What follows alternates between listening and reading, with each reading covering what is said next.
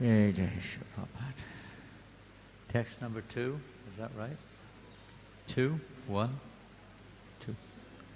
Om Namo Bhagavate Vasudevaya.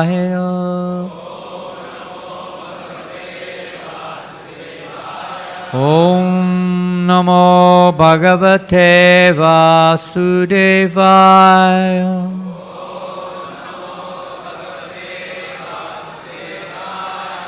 Om Namo Bhagavate Vasudevaya.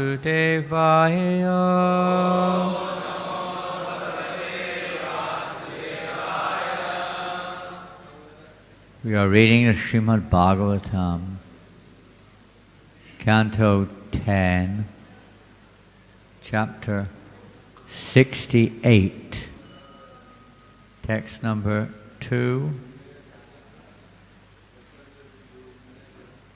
several verses, there's no purport. So today on the screen we have text 2, so we recite together. Kodavaha Kupitaha Uchuhu Durvinitaha Ayam Arbhakaha Kadati Kritya Naha Kanyam Akamam Aharat Balat Kaurava Kupita Uchur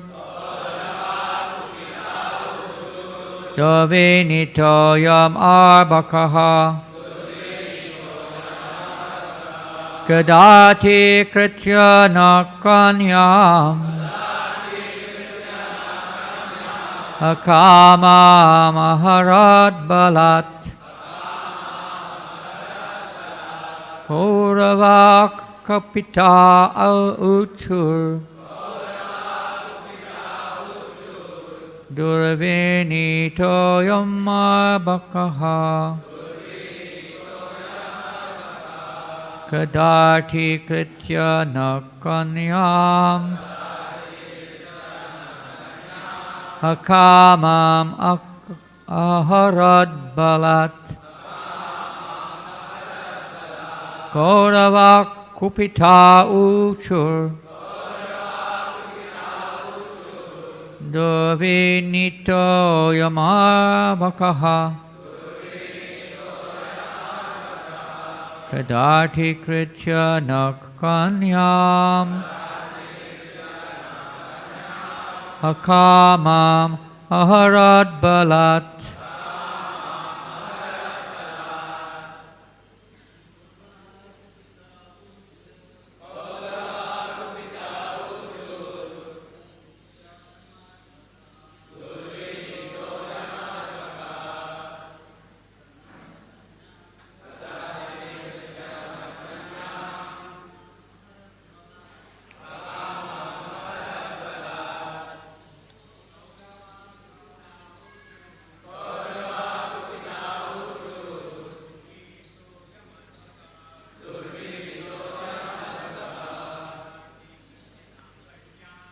Kadati Kritya Nakanyam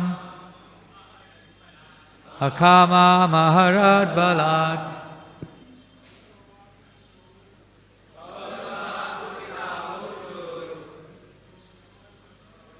Vinito Yamabakaha Kadati Kritya Nakanyam Akama Maharad Balat. Any ladies?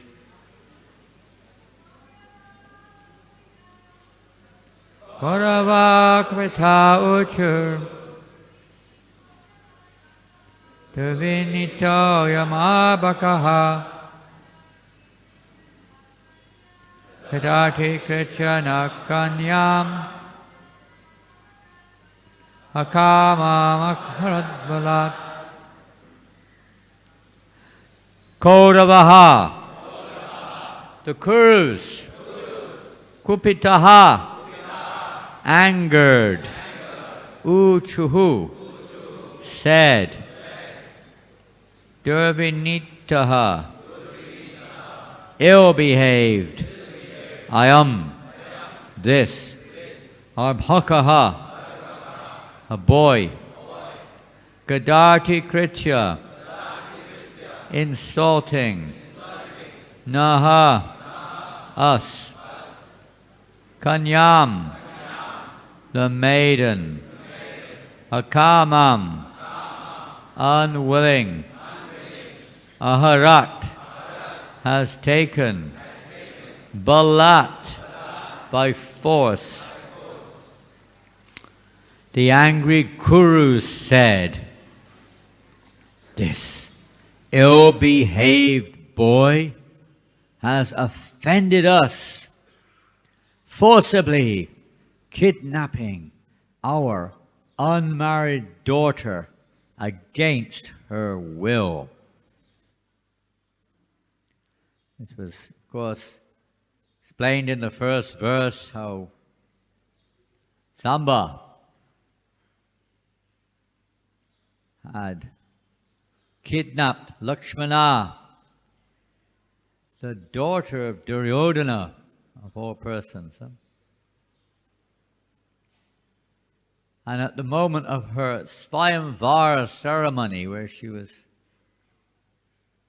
given the choice to select her groom from the great heroes that had assembled. But here in previous verse it's also mentioned that Samba was ever victorious in battle. Yes, he was a great fighter. And he made up his mind that he wanted to have the daughter of Duryodhana as his wife. So he didn't hang around. She didn't really want to have him as such. But he was determined to attain his objective.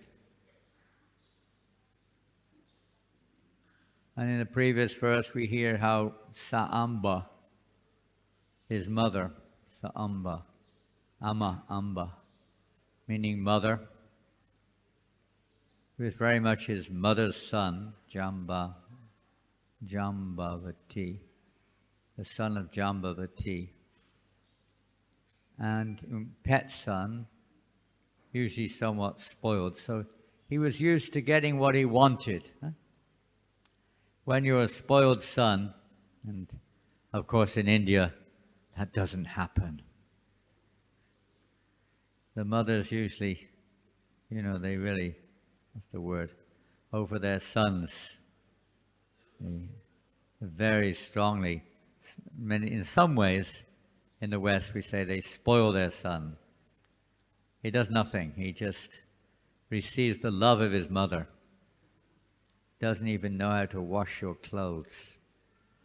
Many young Indian boys, they don't know how to do anything practically in terms of simple, practical household affairs. Not every time, but often this is the case. They've never washed their clothes in their life.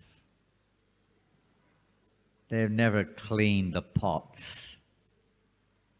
They've never cleaned anything practically. Some would say that's because of different culture, but spoiled. Their mother's pet son, always forgotten the word, but over her son. So Samba was a little bit like that. So whatever he wanted, he was used to getting it, right? Mother will provide it. Maybe the father would be a little bit more restrictive. He just go to his mother and get what he wants. Spoiled son, I want this. So he wanted Lakshmana as his wife, so he didn't think that there's anything wrong in just going there and taking her. Of course, the Kauravas, as we see in this verse, didn't see it the same way. Though he was very valiant, as we hear in this chapter, and they were impressed. They were impressed. Let's go on. Banite mam duvinitam kim karishanti vrishnayaha yesmat prasado pachitang datang no bunjate mahim. Arrest this ill-behaved Samba. What will the Vrishnis do? By our grace they are ruling land that we have granted them. This is a interesting history also, of course, but interesting reaction. Not just because they're angry, is perhaps understandable, but the way they're expressing their anger here is typical of one who has overwhelmed with pride, the false concept that we are the proprietors. Krishna enacts pastimes and allows various events to unwind, to not just to punish, not just as a pastime, but also as a lesson to illustrate the conditioning that has to be changed if we want to actually attain Krishna consciousness.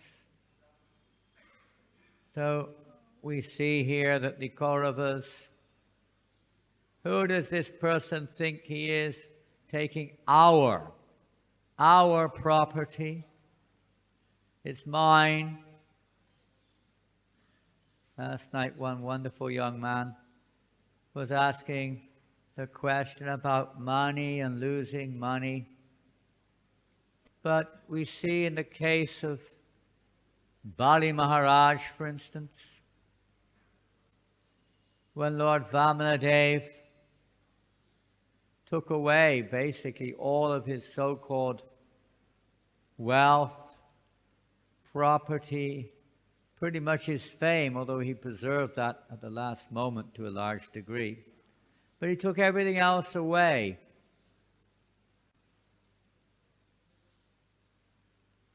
But Bali Maharaj's reaction was not like that of the Kauravas. He was relieved. I don't know what we would feel. Sometimes we feel disturbed when things are taken away from us. But still, he had a feeling which was inappropriate.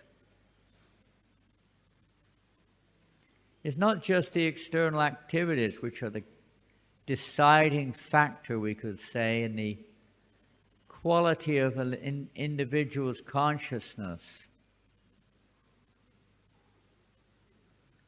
But there's more to it. Bali Maharaj also, in a different way, had a tinge of pride.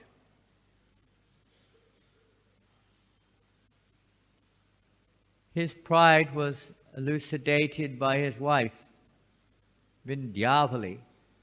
When she came on the scene, he was in her humiliated condition, bound up, tied up, humiliated, lost everything. She chastised him, not like a normal wife would. A normal wife would chastise her husband. How could you do this? You've given everything away, you rascal. I don't even have one pair of shoes left. Not one sari. If I had a frying pan, I'd smash you on the head with it. But I don't even have a frying pan. You never consulted me, and you gave it all away. We saw what happened when Lord Shiva also in one sense, did a similar thing, and how Parvati reacted to him. It's natural that a wife may react in such a way. I'm your better half. But she didn't. She certainly chastised him, but she called him an agnostic fool. You're still the same fool that you were before, thinking that you own something. This is one of the primary, identifying ourselves with the body and thinking this is mine. These are the two basic illusions that we're in, amongst other things. She called him a fool number one.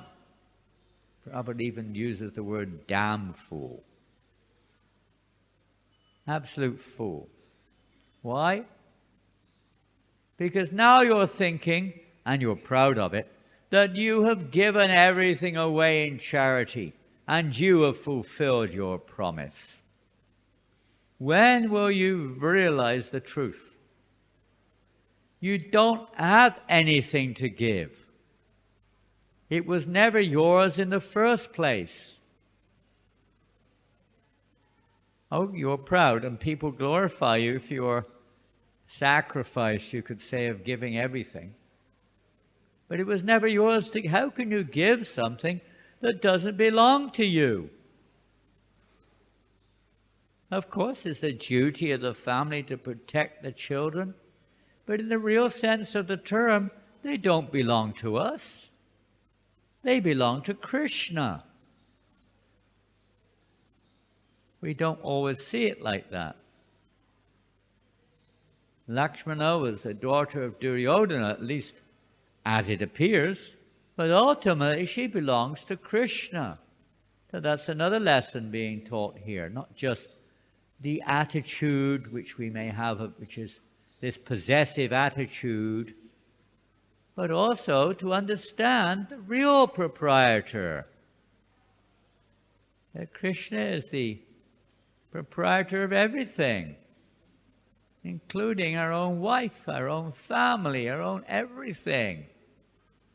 One time Srila Prabhupada was challenged by one man, probably in Bombay.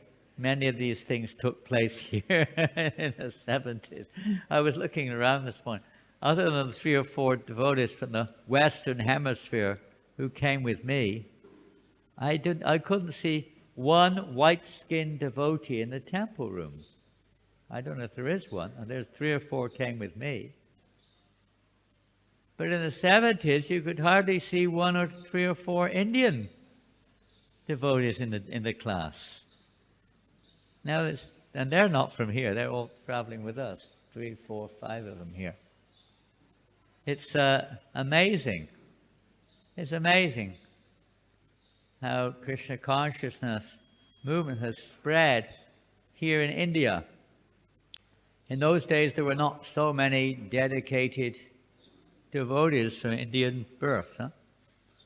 Now there are unlimited, becoming ever increasing, incredible credit to Srila Prabhupada. He wanted to preach very much in India. He said, my Guru Maharaj wanted to preach in the West, but my heart's desire was to preach in India. He wanted both. Fulfill his Guru Maharaj's desire. He sacrificed his life for that, you could say.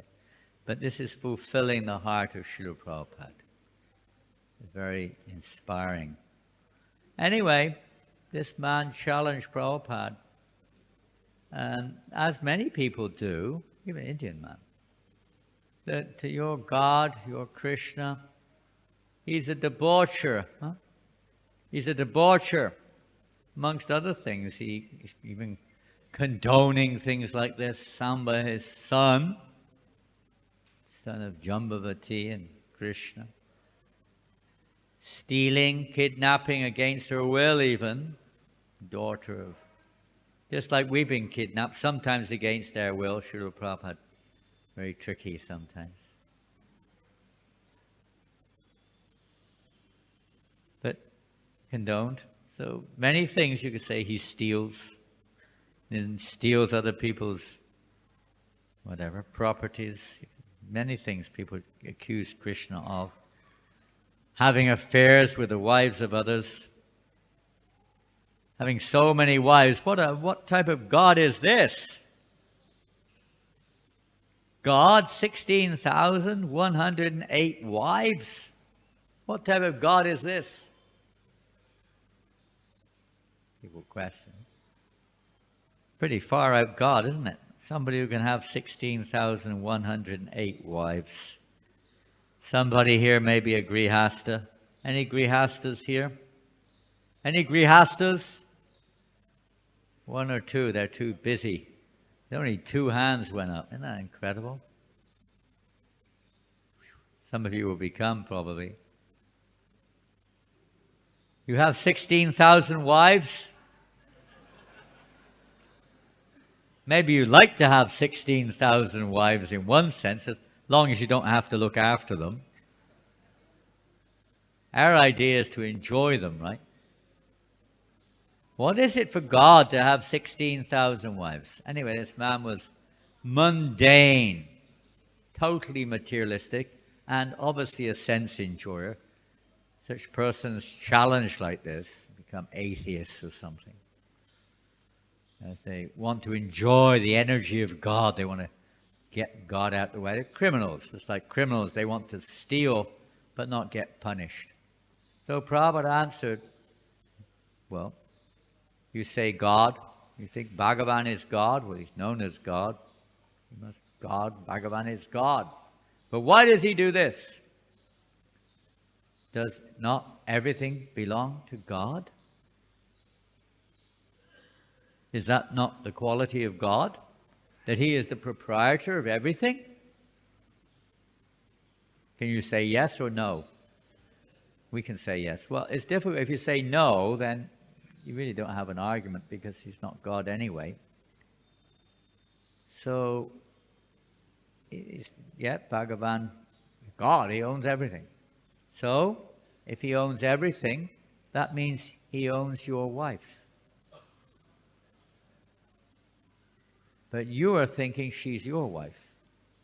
You are thinking you can enjoy with your wife. You are the debaucher, not Krishna. Everything is meant for Krishna's pleasure.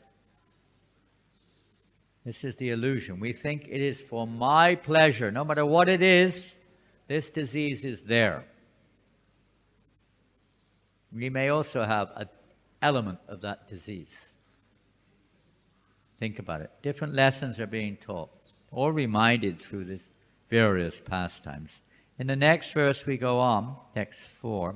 If the Vrishnis come here when they learn that their son has been captured, we will break their pride. They're thinking the Vrishnis, the family of the Lord, of Samba, the Yadavas and so on, that they're very proud. They think they can do anything. They think they're the Lord of the universe or something. But we are the greatest. Another illusion. We have, out of our humility, out of our kindness, our lack of pride, have allowed them to be what they are, to rule a tract of land which really belongs to us. We're the real leaders. We're the real owners. But out of our humility, you can have. But now we have to teach them a lesson as to who the boss is around here. And this is a common feature of the world today. We're faced with this in our present, I guess we're still faced with it, out of touch with day-to-day affairs. But wars are going on based on similar principles, Similar principles of illusion. This is my land, our land. We'll teach you a lesson. Get out of our land. How dare you infringe upon our rights? We have no rights in this world. Everything's wrong. But we think we're right. And we are impelled by our pride, our lust, our greed, our envy, and anger, we respond to the world around us, pretty much in every affair. In the family, sometimes, many of you have seen, and you may not be at this moment with a family married and so on, but you may have seen in your family sometimes how it works. Anger becomes displayed over attachment, rightly or wrongly. So here we see the Kauravas are becoming angry, very angry. It's a very frustrating situation, we could say, for them. And they're thinking, we'll break the pride of the Yadavas, the Vrishnis. We'll teach them a lesson they deserve to learn. You hear this again and again. It may be gross, it may be subtle with somebody like Durvasa Muni. You know, he was very, very angry. It's the mode of ignorance. People are covered by the mode of ignorance. He was very angry with Ambarish Maharaja. Extremely angry. Ambarish was doing everything he could to respect Durvasa, but Durvasa was doing everything he could to disturb Ambarish Maharaj. Ambarish? Was it Ambarish? Have I got the wrong name? Right name? And he decided he would teach him a lesson that he will never forget. But Durvasa had a lesson he never forgot. This is the result of this illusion of thinking, I am the greatest. How dare you offend me? In the case of Ambarish, he took a drop of water for a higher purpose with Shastric reference, but Durvasa Muni was offended to the hilt, and he produced out of a strand of his hair a fiery demon, so fierce, with the intention of killing Ambarish, not just punishing him, killing him. It's incredible how anger can destroy everything. Of course, the devotee is undisturbed. Can we imagine? Ambarish was feeling himself an offender, completely undisturbed in terms of his own reaction. He was disturbed that he'd upset Durvasa, but he defended him in his heart. He felt, I have offended. How Vaishnava responds. But the Lord protects such a surrendered soul, in his case, and taught Durvasa Muni and all of us a very big lesson.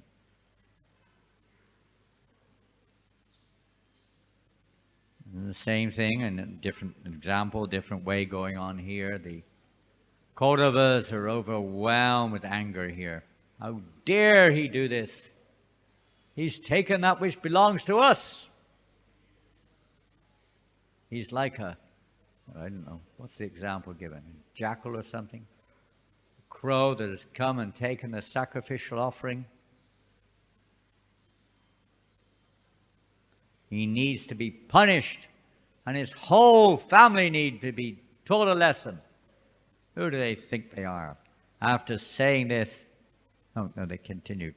Thus, if we break their pride, they'll become subdued, like bodily senses brought under strict control.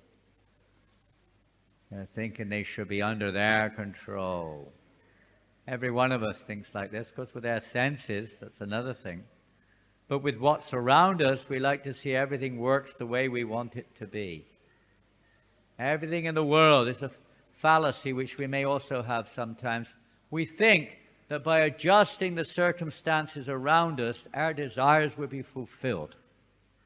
Even as aspiring servants of devotees, we sometimes think like that. If I go to another temple, I'll be happy. If I change my husband or wife, I'll be happy.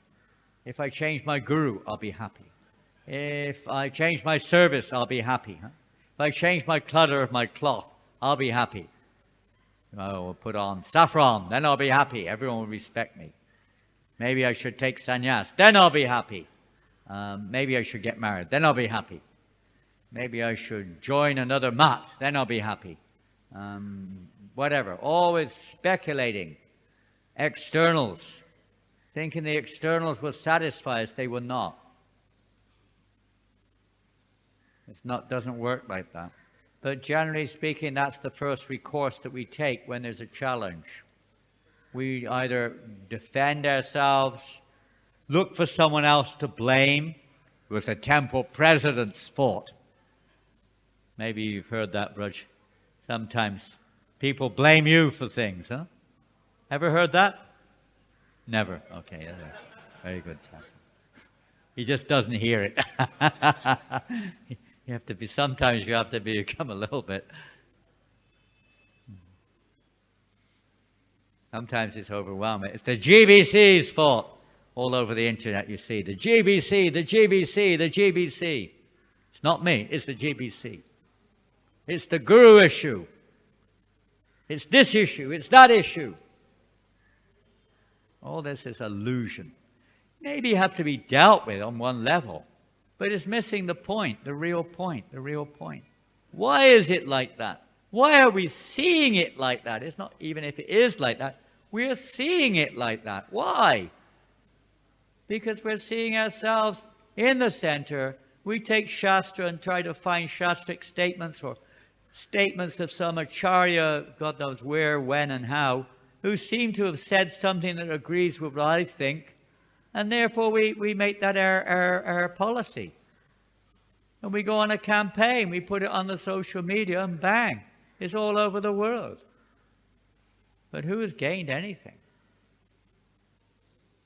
We certainly don't gain anything. We have to take responsibility.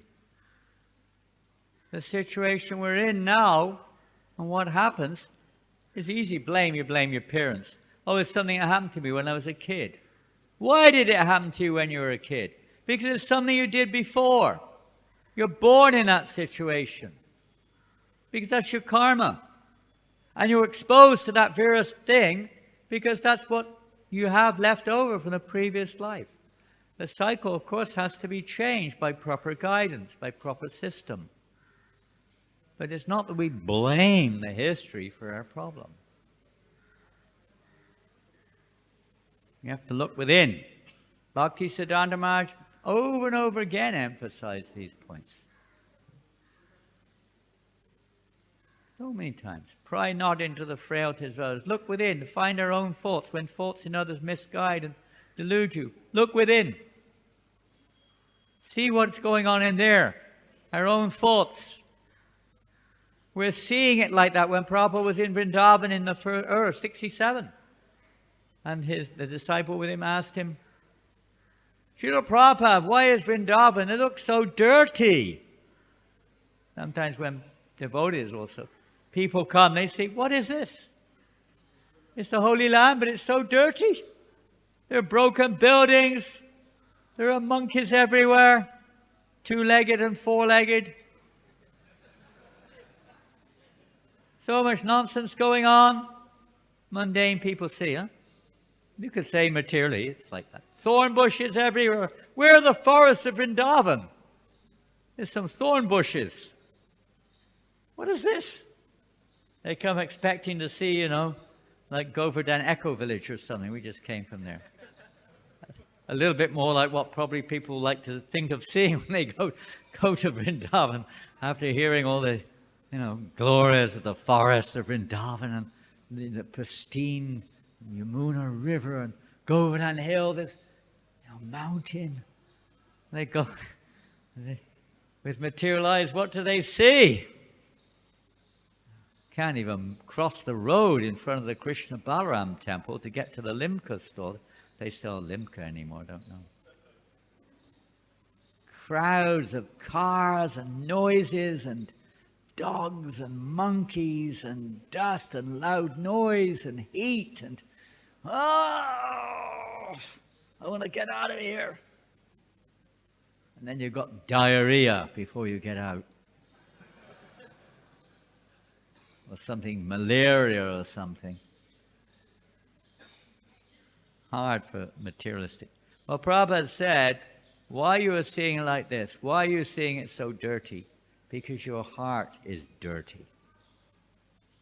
You have a dirty heart, and Krishna is reciprocating, protecting, in a sense, the Dham from such dirty-minded persons, so they don't, doesn't attract them. The devotees are attracted because they're hearing from realized souls about the reality which we're not seeing. We can't see, but realized souls can, and they give us a little inkling of what it is. We become attracted. The Dham reciprocates by our surrender. But in general, no. We're seeing everything with ourselves in the center, and our conditioning is the dictating factor as to how we judge things. According to how I see it, how I feel it, how I taste it. Our senses, we think they're under our control, but we're completely controlled by them. Totally. And, it takes time. Even in our aspiring efforts, we're also controlled by our tongue, but at least Prabhupada said, only prasadam. You control the tongue by only taking prasad, nothing else. You might be a little discriminatory as to what you like to eat and how much of what you eat. I don't know if you give them a chance around here or not. But, if there's choice between gulab jamuns and khichdi, you might choose khichdi, but you might choose gulabs or something like that. You may have a sweet tongue, as they say, and overwhelmed. I remember one time, the famous story, I've told it many times, but maybe not here. When I was a very first few days, maybe it was the first or second Sunday feast. Now, in the West, the Sunday feast was the highlight of the week. All week long, we would have like rice, dal, chapatis, dal, rice, and chapatis, rice, dal, and chapatis, chapatis, rice, and dal, every day. 6 days. On Sunday was the feast, and the feast was always extraordinarily special. This week, a devotee named Jayahari was cooking. He was a super cook, but he had one challenge, was he would never cook enough. At least because he cooked so well, it was never enough. And this week wasn't an exception to that rule. So I was at the end of the queue, and there was a devotee too in front of me who was really a prasadam addict. He was a prasadam bhakta for sure. And especially he loved gulab jamuns, samosas, and all the special preps, And I could see him getting extremely irritated. There was the amount of samosas. You could see the tray. The tray with the samosas on was very 2, 3, 4, 3, 2, and there were like 3 people in front of him, 3 devotees.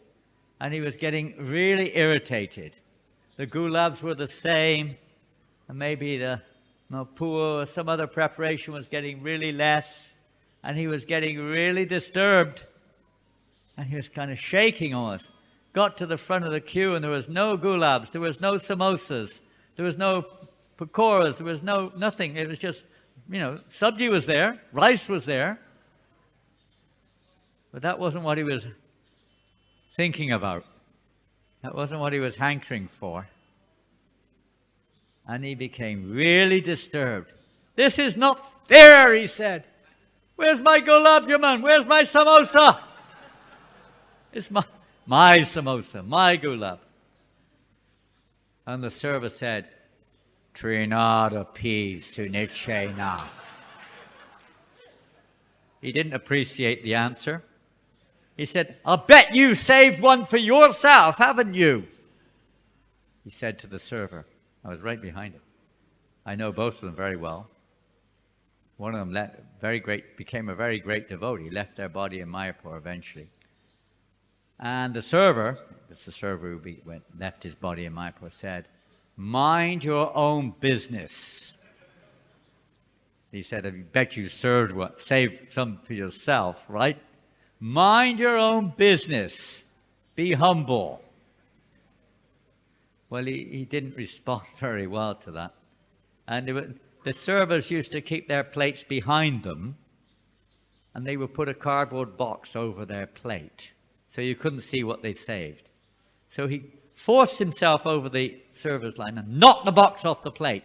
4 samosas, 4 gulabs. "Give me one! Give me one!" "No!" "Yes!" Boom! Boom! All over the floor. They were rolling on the floor, punching each other.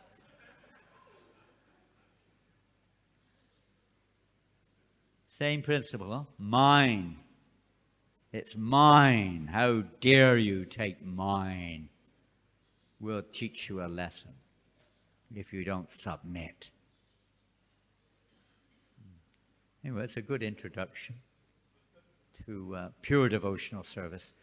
The enthusiasm to honor prasadam was extraordinary.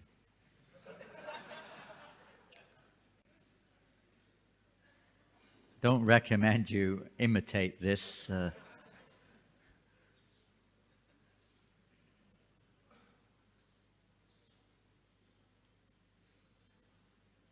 We'll just quickly read the last verse in this section here with a little purport. After saying this and having their plan sanctioned by the senior member of the Kuru dynasty, Karna, Shala, Buri, Yagyaketu, and Suryodhana set out to attack Samba. We're going to get him. We're going to teach him a good lesson. In the purport, this is by disciples of Prabhupada who compiled this purport. Srila Vishwanath Chakravarti Thakur explains that the elder of the Kurus mentioned here is Bhishma, who gave permission to the younger men as follows. Since the maiden has now been touched by Samba, she cannot take any other husband. He must become her husband.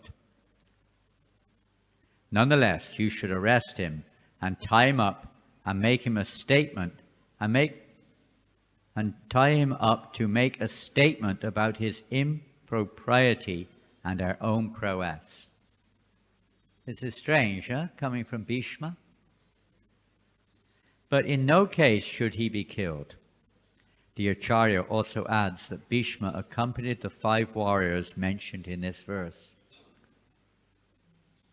Amazing how Bhishma, who's one of the Mahajans, great devotee of Krishna, is egging them on. Go for it. Punish him.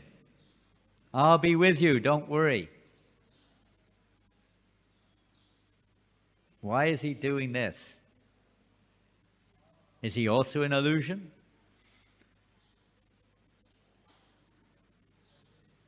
What do you think? Excuse me? He's doing it to protect the dynasty and rightful behavior, you could say, dharma, in one sense. Yes. Anything else? Hare Krishna. Maharaj, he wanted to glorify Balramji. Where are we? He want to show the prowess of Balramji. Take it away from your mouth a little bit. It's echoing. They wanted to glorify Balramji, their prowess. Glorify who? Balram, Lord Balram. Lord Balaram. Very nice. He wanted to glorify Lord Balaram. Many other things. It's all part of the pure devotees of the Lord always play their part. Now it's interesting. In a sense, even Duryodhana. Now this involves Duryodhana as being the father of Lakshmana, who was the primary one who was disturbed. He's also, Prabhupada says, in a conversation, playing his part. It's not just the Kauravas or Bhishma or anyone come to that. They're playing their part. Whether they know or don't know, they're playing. Everything has a part to play. Nothing is happening by chance. There's a lesson to be learned in everything, and sometimes the devotees it's like a drama. In a drama, a devotee may take the role of Hiranyakashipu. Actually, devotees usually are very good at playing the role of Hiranyakashipu. Ravana, very good at it. Arjuna took the part of an illusion living entity on the battle of Kurukshetra. Happens in many cases, they take the part for the sake of the Lord, or the pastimes of the Lord, or his devotees, benefit of others, so we can learn lessons. We have pastimes to hear, and so on and so forth. The devotees take various roles in the Lord's pastime. When Prabhupada was asked this question, why is it that Lord Balaram was so favorably disposed towards Duryodhana? It was weird. Everyone knows that Duryodhana is like a partial expansion of Kali, practically speaking. He's got practically bringing in Kali into this age.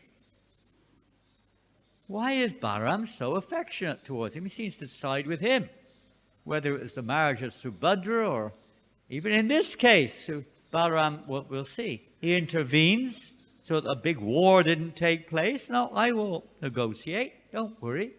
I will make sure this doesn't escalate. He had an affection towards Duryodhana. On the battle of Kurukshetra, Balaram didn't want to take part. He went away, and he was very disturbed when he saw how Duryodhana was, you could say, killed. Why? Prabhupada answered it. You can read it or hear it. Conversation with Hari Suri.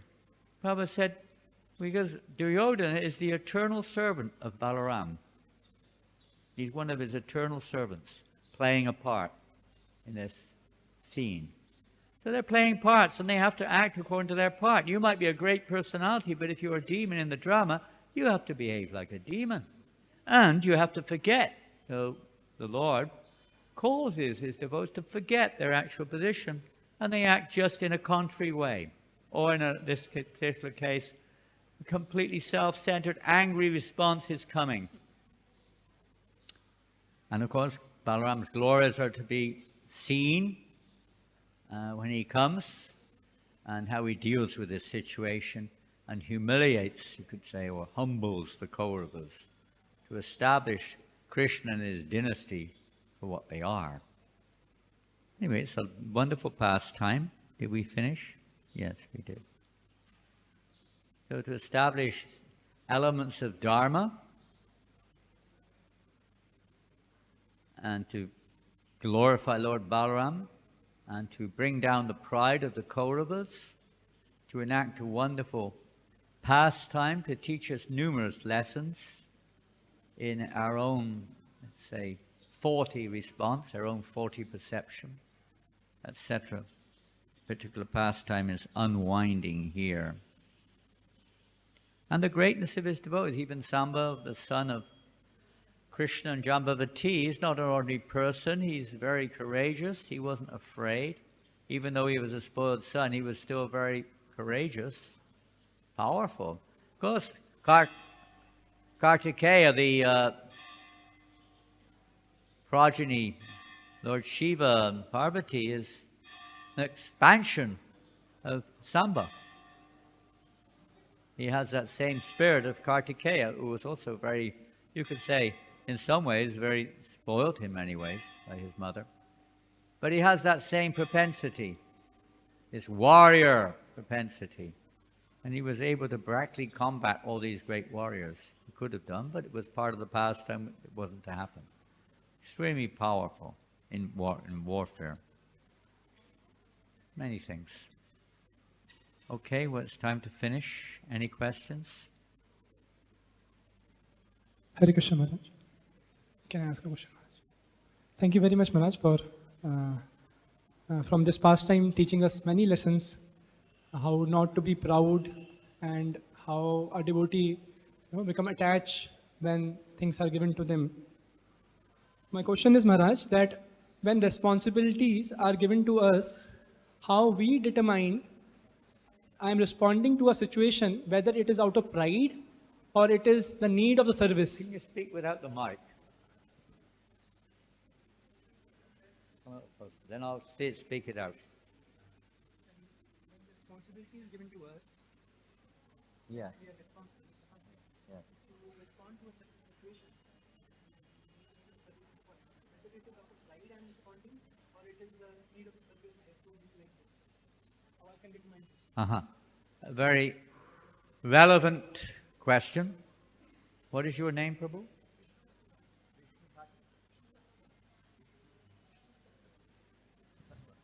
Vishnu Tattva Prabhu is asking a question that if you have a responsibility, which we all have to a certain extent, but if you have a specific responsibility, maybe in management or guidance or something, and there's a situation you have to respond to, you may have to sometimes appear to respond in a strong way or maybe misunderstood way sometimes. Is it out of pride or is it a proper behavior? Is that right, on those lines? Well, that's not a black and white answer to that, is it? It depends upon the consciousness or the motive which we have behind our response. And is it because of, like a parent may chastise the child for the benefit of the child, with that's their intention. It should be. The intention of the parent is to benefit the child, not to simply punish the child because I'm angry and you're getting in the way of my sense gratification, which unfortunately happens. Sometimes the parents are ignoring the child and the child cries. The parents are busy on, doing something at home, which they shouldn't be doing at home. And the child needs attention, and the parents are, or maybe not both, but one of them becomes very angry and disturbed. You're getting in the way of my watching something or another or doing something. And they smack the child or scream at the child. That's out of pride. That's out of expansion of pride, out of one's own, illusion, one becomes angry because we think that, even my children are there for my pleasure. I'm not here to serve them. They're here to satisfy me. So if that's the mentality, that's really bad. And if that's their mentality, that I'm the boss and everyone around here should do what I say or get out, and I'll give them the sauce if they don't listen to what I say, that's not good at all. Even if one is a guru, I was reading this morning, Bhaktisiddhanta Maharaj discussing relationships with disciples. He never saw himself as guru. He saw all of his disciples as his guru. That I am their servant. My business is to serve these devotees. Prabhupada said the same thing one time. He was asked, are you the spiritual master? He said, I'm not the spiritual master of anyone.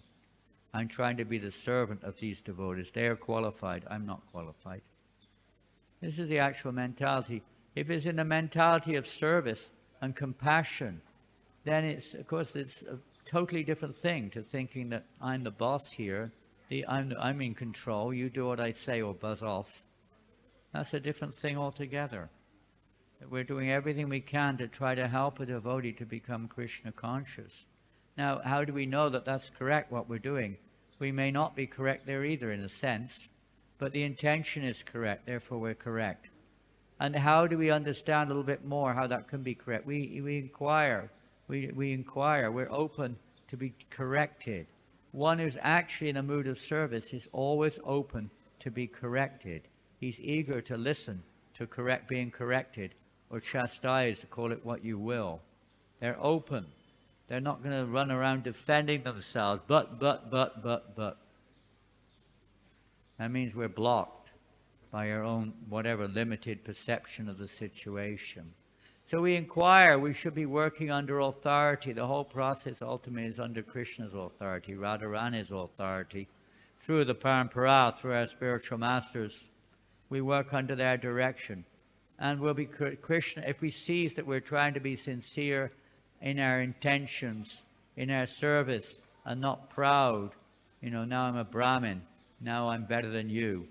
That's not the mood of a Brahmin. It means that we have more responsibility to serve the other devotees, literally to serve them. Or we have a position of responsibility in the temple. It means we've been gifted with the privilege of being able to serve the other devotees or the guests or whatever it is, to serve. How to facilitate, how to help them become Krishna conscious. If they're having some difficulty externally, also how to help them with their external difficulties. Maybe they're sick, or maybe they need something, or they're whatever it is. How to help them if we can, or to guide them towards that help. The mood of service. If the mood is service, then it's good. If the mood is control, it's not good. We can use that mood, but in the mood of, we can use the position, but in the mood of service. It has to be in that mood of service of the servant. I am here to serve. Look, Bhaktisiddhanta also Dasosmi, he'd always say, I am your servant. He was and his heaviness in chastising was only out of concern. That I have no hatred, only love for everyone. But they're not listening. So what can I, his anger, what was perceived as anger, was a form of love for the conditioned soul. So it depends on our attitude in our service. And that's the real factor. Krishna places us in situations of responsibility, not just because it has to be done, but there's some change in our heart which is often required. If one is very qualified, of course, he may also place. But he sometimes places, mostly places, we're not qualified, become qualified. And that qualification is not just learning how to do it, that's one aspect, but the attitude in which we serve. That's the important change which needs to take place. You don't go back to Godhead by being an expert manager or by being an expert book distributor. You go back by the attitude. There are many expert book distributors in the world, expert cooks. Krishna's looking at our attitude in our service, and that's what situations which we find ourselves in are mainly to adjust, or to help us to adjust our perception, our attitude towards Krishna and towards Krishna's energies. Is that okay? Another one, or an extension of the same one?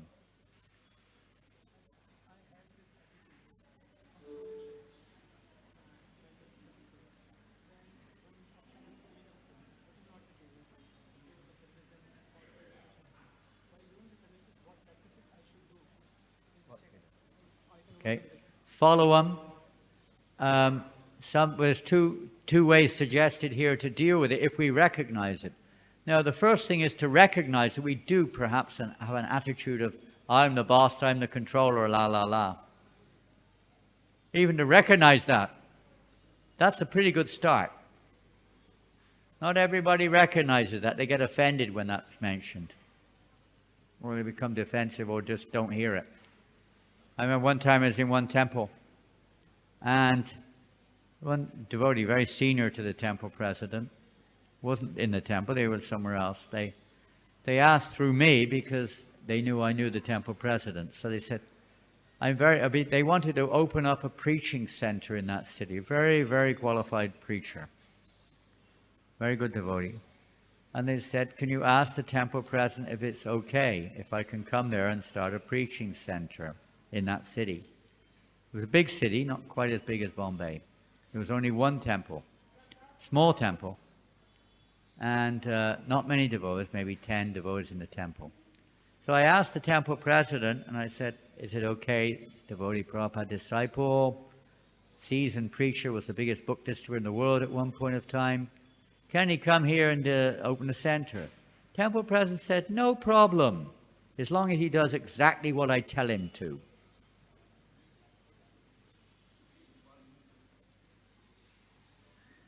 In other words, he's under me, I tell him what to do. So I told that to the devotee, he changed his mind and went somewhere else. So this mentality, I am the controller, I am the owner. And we're here to serve, we're not here to control. So what do we do about it if there's some glimmer of this? And usually you can feel it if it is, let's be honest. Those who are really in the mode of, passion and ignorance may not think there's anything unusual about that feeling.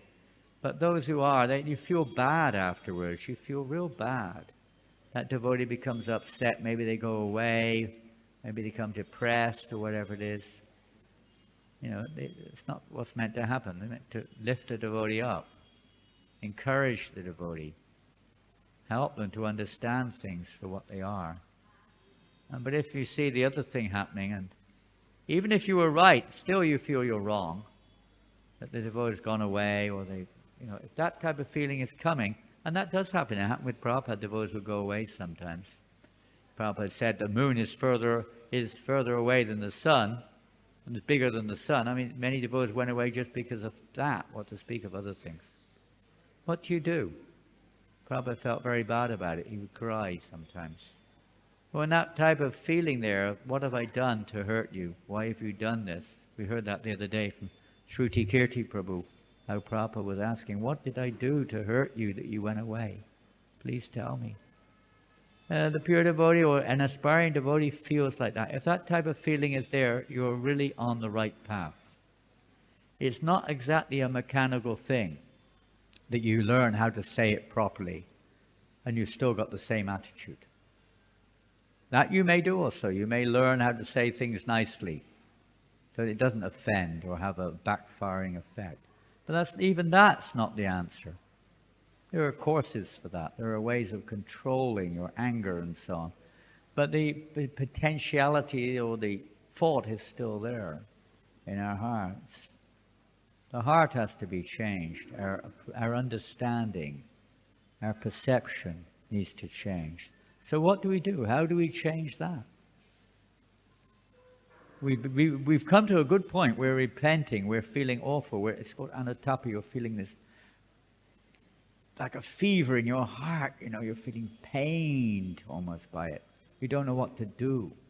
We can see the example, perhaps a little different situation, but Jagai Madai, how Madai responded to the situation, etc.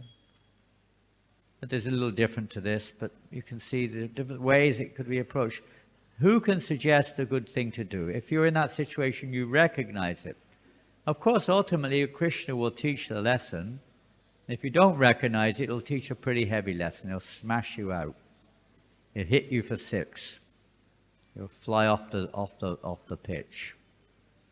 Big as you may be, you'll be hit off the pitch. Like a cricketer hits the ball for 6, it goes off the pitch, right? Out the stadium or something. We don't want that. We want to stay. We want to stay in the family. We want to stay in the, program. So what do you suggest we do? And to some degree, we've all got it. It may not be manifest because we're not really taking that much responsibility. But the tendency to respond like that is there within all of us. So what to do? What are you going to do? Carry on? One of those things, that's my nature. What can I do? Sorry, Prabhu, it's my nature. Bang. Sorry, Prabhu, it's my nature. Bang. Is there anything we can do about that? Is it really our nature? It might be our conditioned nature. Then maybe we shouldn't be in a position like that if that's the way we think. But that's another thing. But we don't want that to be the answer, do we? We want to change. Do we want to change our heart or not? We want to keep it the way it was, or still is to some degree, like everyone else in the material world. Mode of goodness, some people, but that's not also what we want. Being a goody-goody, everyone's a nice man, giving charity, which money it doesn't belong to you. You're still in ignorance, ignorant of the real nature of the self. So what can we do? Obviously, we're acting on a conditioned level. Obviously, we're acting on a mental and physical platform. Okay, we've accepted that. But what are we going to do about it? You're just going to carry on or give up? What are you going to do? Carry on. Okay, but you can't carry on in the same way. What are you going to do? Suggestions, please. Come on. Intelligent young men. No, they're all bowing their heads to the ground now and walking out. That's one thing you can do. You can walk away. Bow down, and no, think humble. And stay down like that. We've had devotees do that before. When anyone asks to do service, they grab their Brahmin thread. They know the temple commander's come, so quickly grab the thread and hold it. Test of your patience between the temple commander and you, how long you can hold your thread, how long they can stand there asking you to do service. And eventually the commander goes away and you throw your thread down. No, what can you do? Come on, give an answer. You're an intelligent young man. Oh no, you're going to come and tell me what the answer is. You can serve the Vaishnavas. Okay. Well, again, serving the Vaishnavas has to be with favorable attitude. I mean, if you've got to find out what is a favorable. Why don't you inquire from somebody? It's a personal thing. But it's a personal thing. I don't know exactly the problem. We're not going to get into details. This is a general assembly. You ask, what can I do about this? If your inquiry is sincere, Krishna will help. We have to recognize it. I've got this tendency. What can I do about it? You may not be able to declare it in public. You may be understandably. It's not the thing to do nowadays. It's not a very merciful society, and people don't understand. You reveal your mind in confidence to someone you trust and pray for their help to try to deal with the situation. That's one thing you can do. What else? Yeah, but that might be concocted according to your own conditioning. If you're going to do that, then you have to inquire from somebody who knows. Don't just do it. If you think by performing some austerity that will help, it might do. But then you have to inquire from your spiritual leader, whoever your guide is, your Siksha guru, whatever. Because oftentimes these are concoctions, imitations, and based on pride also, or based on dependency, thinking that this will make it happen, and because I did this, therefore I'm good now. And many devotees thought like that with chanting more rounds, for instance. It doesn't. Sometimes you become even more proud when you do these things. More proud. I've seen this many times with devotees who take courses, especially Bhakti Shastri. You've got to be very careful. I used to teach Bhakti Shastri and I saw it. It's very often the case. Prabhu, they go back to the temple. Look, Prabhu, I have taken the Bhakti Shastri. What do you know? Already they had a problem. The problem has been magnified like a snake with a jewel in its head. Listen to me, Prabhu. I'm a Brahmin. I've taken Bhakti Vaibhav. You're only a Bhakti Shastri. You're nobody. It can be misused also. If that's their disease. So, what austerities are you doing? What do you know? Who are you to think, I'm chanting 64 rounds a day? Who are you to question me? Pride can be very powerful, overwhelming. But be careful. So, could be, but you've got to make sure it's the right thing to do. Don't just do it because someone else did it. Or you read that it's to be done for this thing. It may not be appropriate for you. It may have been appropriate for them or somewhere else. What else can we do? I'm sure there's something else we can do. Not getting too far here. Serve the devotees, but whether or not that be appreciated, they may be a little hesitant, a little fearful. What's he got on his mind now? He's trying to, trick us or something. What else can we do? Yes. We can?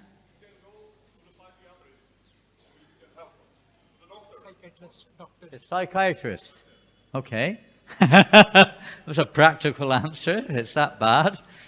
We can get counseling, and that's a common thing nowadays. I don't know about in India. And practically to some degree, of course, everyone has counseling. I mean, we don't call it counseling, but we take, advice and guidance from those who are more qualified. So it's similar follow-on to revealing one's mind in confidence. It's a follow-on. It may be more down to earth. If you've actually, if you're what do they call it? Psychopath? Psychopath. You're psychopathic. And In the world today, and the fact of the matter is, many of the world's leaders are psychopaths. They see themselves as always right. They cannot. They say the hardest thing for a politician to do is to say, I'm sorry, I was wrong. That's the one sentence they'll never say. I'm sorry, I was wrong. They're psychopaths. They always think they're right. And they do everything they can to justify their right. They don't even talk about that. They just talk about the faults of the others all the time. This is a symptom of a psychopath. They're completely self-centered. What's that other word? What's that famous Greek guy who was, what is the word named after his name? What was it? They're a very self-centered person, always seeing themselves as the enjoyer. What's it called? Huh? Narcissist. Thank you. Narcissistic. Very narcissistic. And everything's based on that, that's when, if you have that conditioning, it's hard. One of the symptoms of a psychopath or a sociopath is they don't believe it, they don't recognize it in the first place. It's a little difficult one sometimes. But yes, if we do, then you can do something even down to earth like that. We said try to change one's approach in that way. But anything else on a higher level or a more deeper inner level?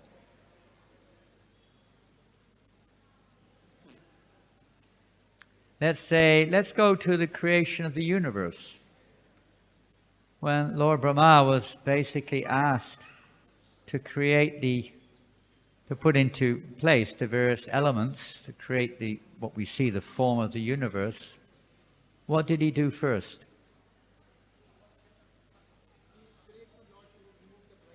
Exactly.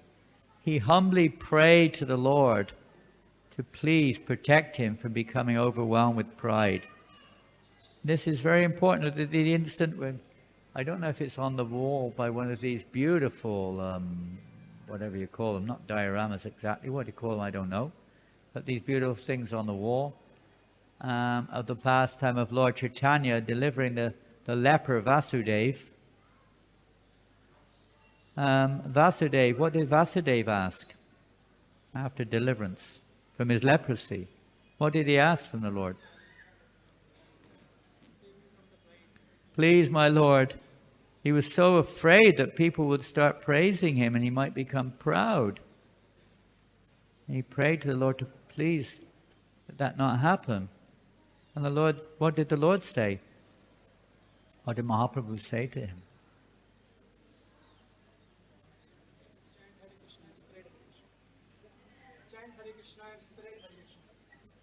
Very good. He said, you constantly chant the holy name. Of course, we try to do that under the direction of authority. Constantly chant the holy name. Bhaktisiddhanta Maharaj himself said that this change takes place by the reform. The reform is not an external thing, it's internal.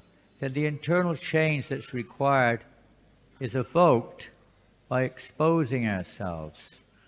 Now that does require a little bit of trinada peace in Nichena. That acceptance that I'm wrong, that I'm an offender. At least that much should be there. Or at least I may be wrong. I may not have concluded. And we try to open our hearts humbly, without, demand. Sometimes we expect something from God, demanding that if not, then I give up. But in a humble heart, a respectful heart,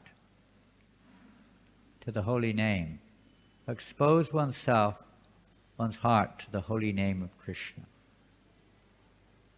With that attitude, Krishna, out of compassion, Radharani, out of compassion, will purify our hearts of all these, whatever there is there, whatever dirt, deep down dirt is there. You can read the pastime of the cleansing of the Gundicha temple, that deep cleaning of our consciousness.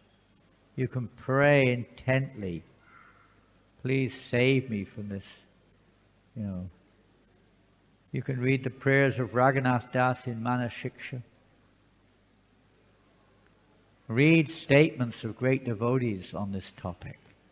There are quite a few, Priyavrata, many who are in this humble frame of, you know, realizing it's not within our power to overcome these powerful forces due to our material conditioning and material contact. Powerful. Lust and greed and anger and envy and pride and so on. Very powerful forces. We read and hear about, and sometimes the devotees place themselves in the same position that we may be in order to show this, how to move forward. Look at the Lord Brahma, I mean, very vivid. He's the founder of our disciplic succession, basically. Brahma Sampradaya. But he became, of course there are other aspects of looking at that if you read the commentaries, but he became overwhelmed with pride, thinking, I'm great, I'm you know, who is this coward boy? Who do they think they are? Indra, who do they think they are? Maybe in his case there was certainly inborn pride, but even if there wasn't, it was all part of a pastime to illustrate the result of becoming proud, or being proud, and the way to deal with it, or the way it's dealt with. Submission. Acceptance, submission, admittance. Admittance is a difficult one, isn't it? To admit is very difficult. But if we want admittance into the spiritual realm, there has to be an admittance in this regards also. What else can we do? That's quite a bit. Study the Shastra, particularly pertaining to the various aspects which you perceive. Inquire submissively from your mentors, authorities, how to proceed. Pray intently. Expose ourselves to the holy name. Try to serve menially the devotees. That's quite a lot. Go to the psychiatrist. Mayapur, he left. Didn't go, did he? Sometimes we do. I know once initiating spiritual master, a friend of mine, told me that about 70 to 80% of his disciples, he sends them to counseling, to get counseling, because people are so traumatized. You haven't grown up in a normal way. You've grown up with modern social media, which is ruining the consciousness of the living entity. It is Kali's main weapon right now, is social media. Of course, we can use that to try to counter it, but it's very pervasive. The whole world is addicted, controlled by social media practically. Simple control. Very powerful weapon. I'll probably get in trouble for saying that. But that's the truth. Especially in India.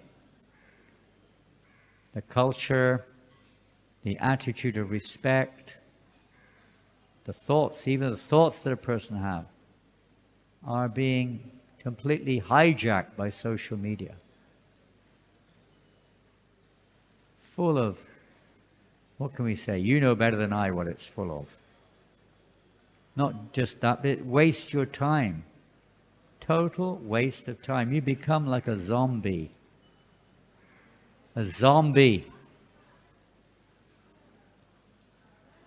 Conditioned by what comes in front of you on this thing.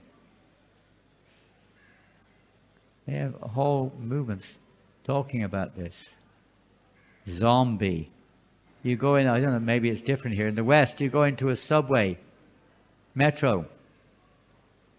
Everyone is on their mobile.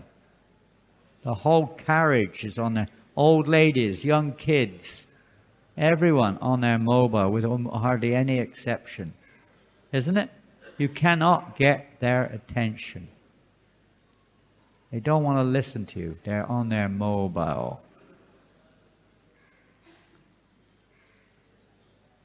What to do? We have to counter this with Sankirtan. You have to enter in. This is the process which Lord Chaitanya has brought to the world. Dancing and chanting. If you really want to irk it out of your system, let go. Don't be a statue. Don't be proud. Absorb yourself in Sankirtan. Loud chanting of the holy name in Sankirtan. This is the only solution ultimately in terms of general solution. Details will be there, but general solution Lord Chaitanya has given is congregational chanting of the holy name. There needs to be more congregational chanting of the holy name. Everywhere. This is the only thing which will counteract all these anomalies of this age, particularly every age, but prominent in this age. Loud Sankirtan. Does that make sense? And that includes mass book distribution.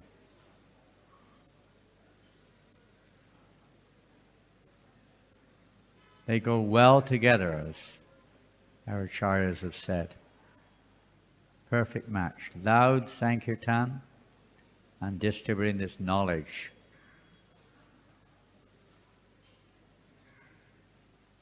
Does it make sense or not? Not sure. If you do it, you'll experience it. But there will be an element there of discrimination also. I don't like this kirtan, or I don't like this kirtanier.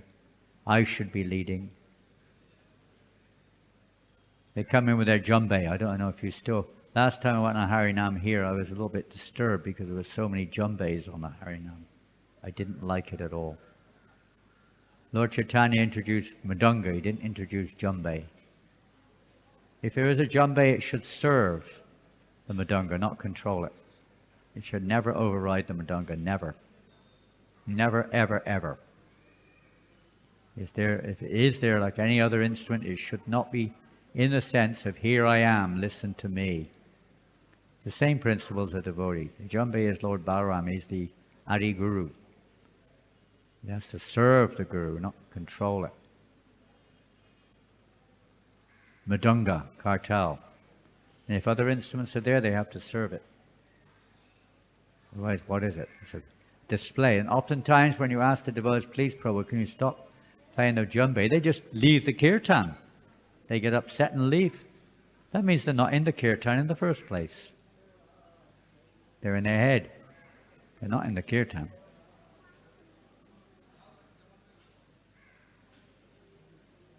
But loud, giving our heart, absorbing ourselves in the kirtan. Not that we're there, we may be enjoying it. That's natural in a conditioned state. But the ultimate purpose of the kirtan is we're trying to please Lord Chaitanya Mahaprabhu.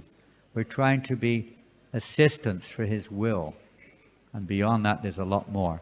But at our stage, at least that much we can focus on.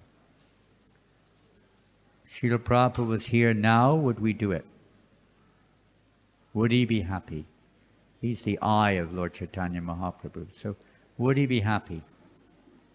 That's the question you ask. That's another way of dealing with these issues.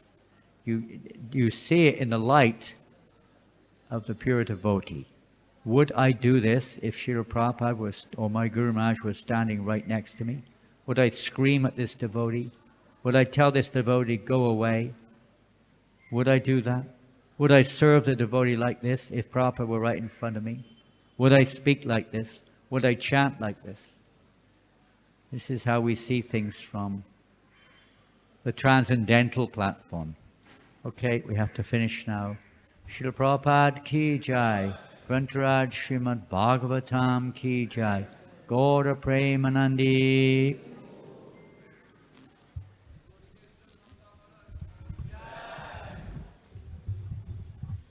Radha Rasa Bihari ki